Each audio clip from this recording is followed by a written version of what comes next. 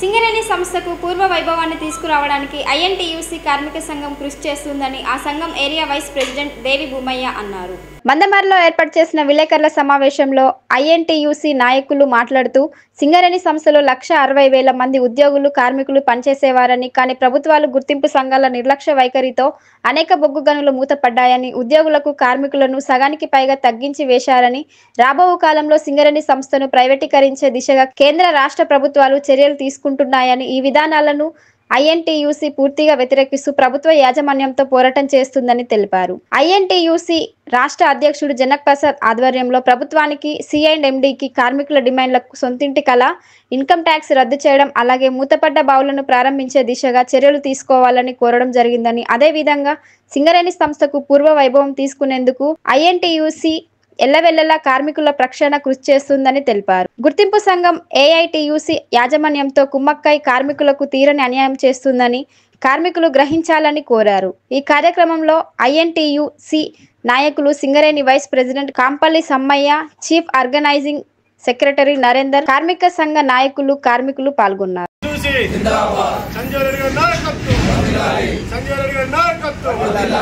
సింగరేణిలో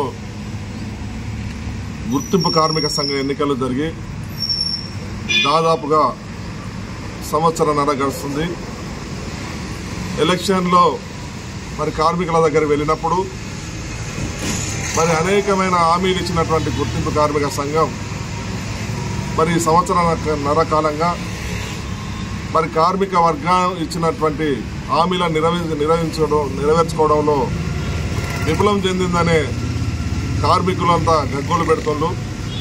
మరి ఈ సందర్భంలో ఐఎన్టీయూసీ సెక్రటరీ జనరల్, తెలంగాణ రాష్ట్ర కనీస వేతనాల బోర్డు చైర్మన్ మా నాయకుడు జనక్ ప్రసాద్ గారి నాయకత్వంలో ఈ నెల 8-9 తారీఖులలో హైదరాబాదులోని ఐఎన్టీయూసీ ఆఫీసులో మరి జనక్ ప్రసాద్ గారి అధ్యక్షతన 9 మంది కోర్ కమిటీ సభ్యులు, అదేవిధంగా మరి సింగరేణిలో ఉన్నటువంటి అన్ని ఏరియాల ఉపాధ్యక్షులతోని ఒక అత్యవసర సమావేశం ఏర్పాటు చేసి మరి ఆ సమావేశంలో సింగరేణి కార్మికులు ఎదురు చూస్తున్నటువంటి ప్రధానమైన సమస్యలైనటువంటి మరి సొంతింటి పథకం, పెర్క్స్ మీద ఇన్కమ్ ట్యాక్స్ మాఫీ, మరి రోజు రోజుకి మూతపడిపోతున్నటువంటి బొగ్గు గనులను మరి ఏ విధంగా కొత్త గనులను తీసుకురావాలి, మరి ఏ విధంగా కార్మిక వర్గానికి మరి మంచి చేయాలన్న ఉద్దేశంతో మరి సమావేశం నిర్వహించడం జరిగింది.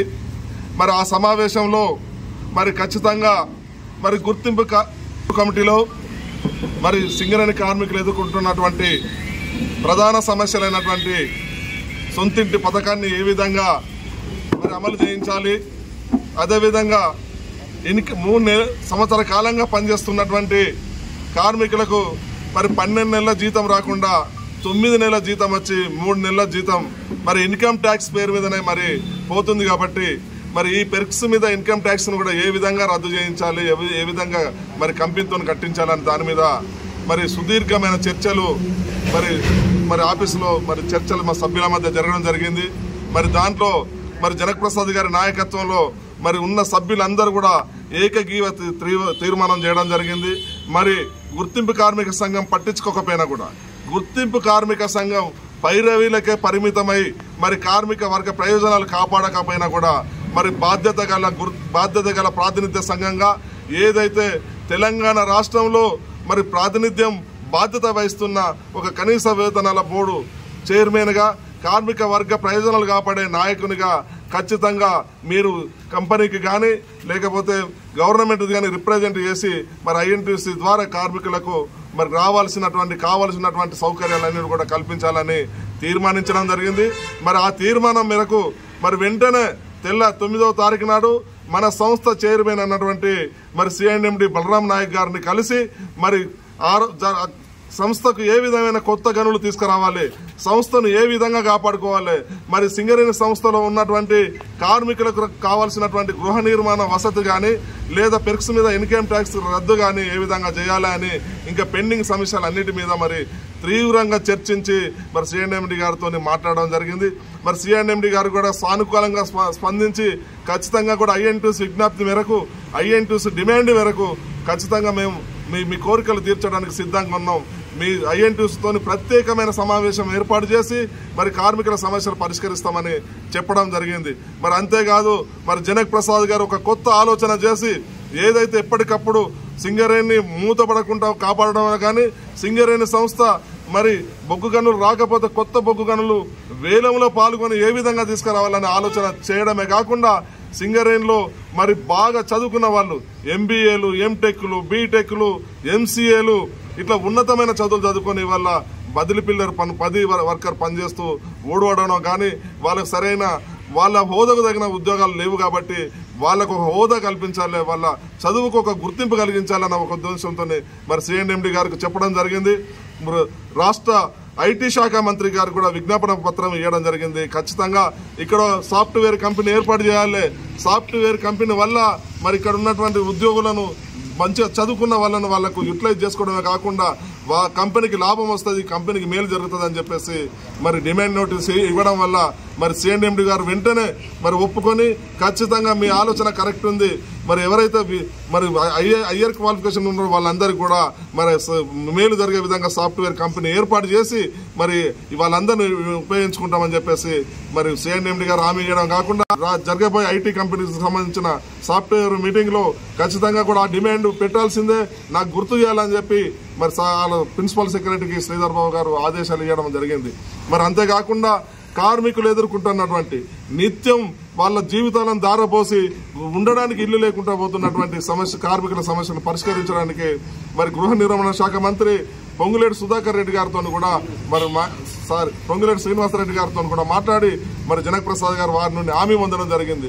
మరి ఖచ్చితంగా మాకు గృహ నిర్మాణం కావాలి, మీరు గృహ నిర్మాణ శాఖ మంత్రి, అంతేకాకుండా రెవెన్యూ శాఖ మంత్రి కాబట్టి సింగరేణి కార్మికుల పరిస్థితులు ఇబ్బందులు తెలిసిన వ్యక్తివి కాబట్టి, నువ్వు సింగరేణి ప్రాంతంలో ఉన్న వ్యక్తివి కాబట్టి ఖచ్చితంగా మాకు ఈ హామీ నెరవేర్చాలంటే పొంగులేటి శ్రీనివాసరెడ్డి గారు కూడా ఖచ్చితంగా సింగరేణి కార్మికులకు ఏ విధంగా న్యాయం చేయాలి, ఏదో శ్రీధర్ బాబు ఏదో మరి కేసీఆర్ చెప్పినట్టుగా ₹1 గణం భూమి ఇచ్చే పద్ధతులు లేవు, కోర్టుకు పోతే ఇబ్బందులు అవుతాయి కాబట్టి సింగరేణి కార్మికులు ఇబ్బంది పడకుండా ఏ విధంగా గృహ వసతి కల్పించాలో, సొంతింటి పథకాన్ని అమలు చేయాలన్నది మేము కూడా మా క్యాబినెట్ లో డిసైడ్ చేసి సింగరేణి నాయకులకు మరి హామీ ఇవ్వడం జరిగింది.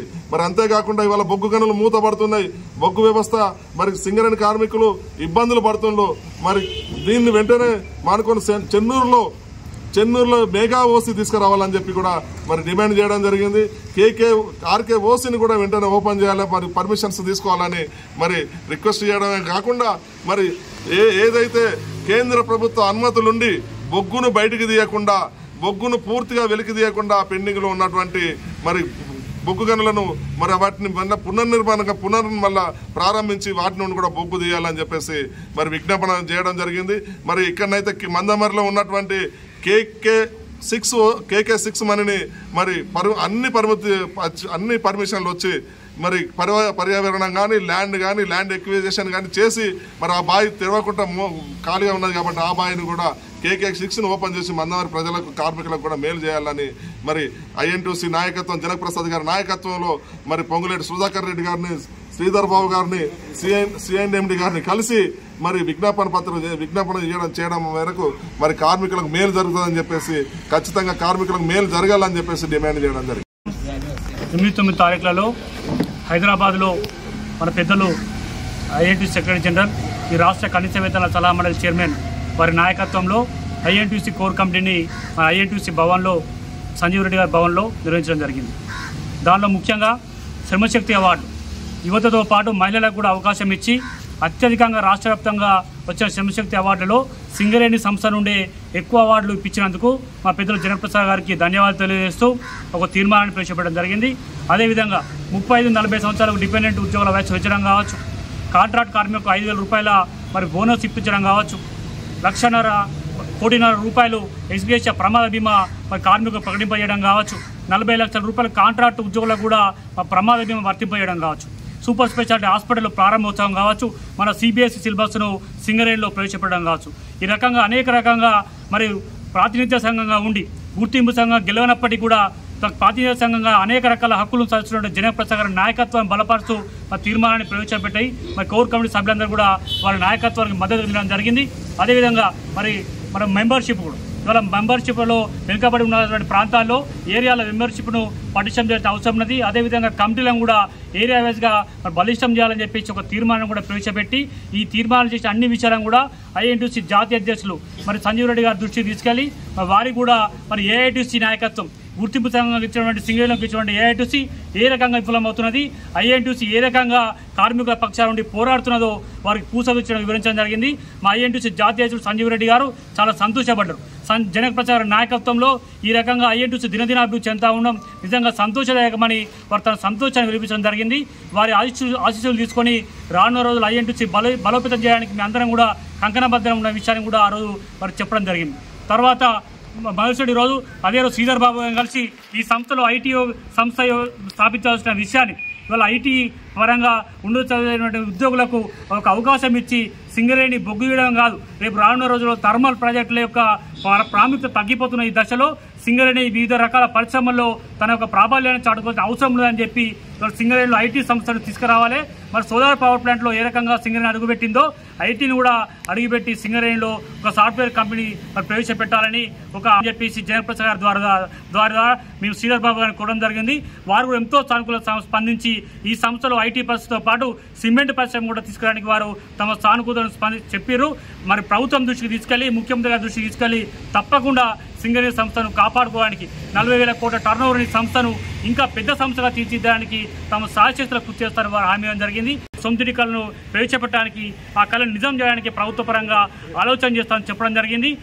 సిఎన్ఎండి గారు కూడా మరి సంస్థలో సింగరేణి కార్మికులు ఎదుర్కొన్న సమస్యల మీద జయప్రసాద్ గారి నాయకత్వంలో వారి సమస్యలను వారి దృష్టికి తీసుకెళ్తే వారు ఎంతో సానుకూల స్పందించి ఐఐటీసీ చేసే ఆలోచనలు చారిత్రాత్మక నిర్ణయాలు మీరు చేసే ఆలోచనలు చారిత్రాత్మకంగా ఖచ్చితంగా సింగరేణి కార్మికులకి మీరు చేస్తున్న సేవ వెలగట్టలే అని చెప్పేసి వారు మమ్మల్ని అందరూ కూడా మరి చెప్పడం జరిగింది.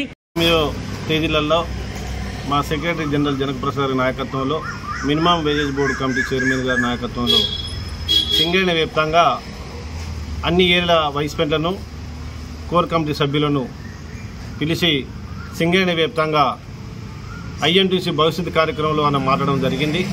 ఆ భవిష్యత్తు కార్యక్రమాలలో ఆర్కేఓసి బంద్ అయిన విషయంలో కానీ చెన్నూరు ప్రాంతంలో 2 గనులు కూడా గతంలో కూడా మూతపడితే అవి కూడా తెరిపించడం కొరకు కానీ ఇక్కడ ఉన్నటువంటి మెయిన్ పవర్ను మందమరిలో ఇంకా కూడా 4,000 అన్న మెయిన్ పవర్ను 5,000 కూడా చేయాలన్న అభివృద్ధి చెందిన కార్యక్రమాన్ని కూడా ఈ కోర్ కమిటీలో ఈ నిర్ణయాలు తీసుకోవడం జరిగింది. మిత్రులారా, గతంలో కూడా మేము ఐఎన్టీసీ మేనిఫెస్టోలో పెట్టినటువంటి సమస్యలన్నీ ఈ గవర్నమెంట్ ఉన్న సమయంలో తీర్చిదిద్దామని చెప్పి మా సెక్రటరీ జనరల్ జనకప్రసాద్ చెప్పడం కూడా జరిగింది. అదేవిధంగా మొన్న ఐటీ మంత్రి గారిని కానీ మా గృహ నిర్మాణ పథకాల మంత్రి గారు పొంగులేటి శ్రీనివాసరెడ్డి గారిని కానీ మా సింగరేణి సిఎన్ఎండి బలరాం గారిని కూడా కలిసి మా 22 మందితోటి మెమోరాండం ఇచ్చి సింగరేణి భవిష్యత్తు కార్యక్రమంలో ఐఎన్టీసీ తీసుకోబోయే నిర్ణయాలు రాబోయే రోజులలో మళ్ళా పూర్వ వైభవం రావాలంటే ఈ సింగరేణిలో 1,16,000 కార్మికులు ఉండేది. అదేవిధంగా కూడా మళ్ళా ఇక్కడ ఉన్నటువంటి మళ్ళీ ఉద్యోగరీత్యా కానీ ఐటీ రంగ సంస్థలు కానీ మిగతా సిమెంట్ రంగ సంస్థలు కానీ మళ్ళీ యథావిధంగా కార్మికులను తీసుకుంటే మళ్ళా 1,16,000 కార్మికులు రావడానికి సిద్ధంగా ఉంటారు. కాబట్టి నిన్నగాక మొన్న కూడా మా జనకప్రసాద్ గారి నాయకత్వంలో సింగరేణి వ్యాప్తంగా మళ్ళీ పునర్నిర్మాణం కొరకు మళ్ళీ ఎలక్షన్లు కూడా 2 సంవత్సరాలు ఎలక్షన్లు కూడా జరుగుతాయి. ఆ ఎలక్షన్లు కూడా ఐఎన్టీసీ పూర్వ వైభవం రావడానికి మా మేనిఫెస్టోలో ఉన్నటువంటి డిమాండ్ని పూర్తిగా సాధించడానికి అవన్నీ నిర్ణయం తీసుకున్నాం. గతంలో కూడా మేము ఏ విధంగా ఐఎన్టీసీ నిర్ణయాలు మేనేజ్మెంట్ తోటి కొట్లాడి కార్మిక హక్కులను కాపాడినామో అదేవిధంగా కూడా మళ్ళీ కాపాడడానికి మేము ఐఎన్టీసీ కూడా సిద్ధంగా ఉన్నది. ఏఐటీసీ వాళ్ళు కొంత మిత్రులు ఏమంటారంటే ఐఎన్టీసీ కాంగ్రెస్ ప్రభుత్వాన్ని జోక్యం చేసుకుంటానని చెప్తాను. కాబట్టి గతంలో మా ఎమ్మెల్యేలతో అంటగాగి కాంగ్రెస్ ప్రభుత్వం వంటగాగి ఎమ్మెల్యేలతో దోస్తానం చేసి మా ఎమ్మెల్యేలతో కొంత లబ్ధి పొంది ఇక్కడ ఏఐటీసీ కానీ సింగరేణి వ్యాప్తంగా ఏఐటీసీ గెలిచి మా కార్మికులు ఐఎన్టీసీని నానా ఇబ్బందులు పెడుతుంది. యజమాన్యంతో సంఖ్యలు చేరి కార్మిక పక్షాన యజమాన్యాన్ని పక్షాన కార్మికులు ఇబ్బంది పెడతారన్న చరిత్ర కార్మికులు ఆలోచిస్తారు. రాబోయే రోజుల్లో కూడా ఐఎన్టీసీ దీన్ని పూర్తిగా యజమాన్యం వైపు యజమాన్యాన్ని ఖండించి కార్మిక పక్షాన ప్రతి డిమాండ్ కూడా ఐఎన్టీసీ ముందుండి కార్మిక పక్షాన కోట్లాడతా అని చెప్పి ఈ యొక్క వేదిక ద్వారా కార్మికులందరికీ ధన్యవాదాలు చెప్తున్నాం.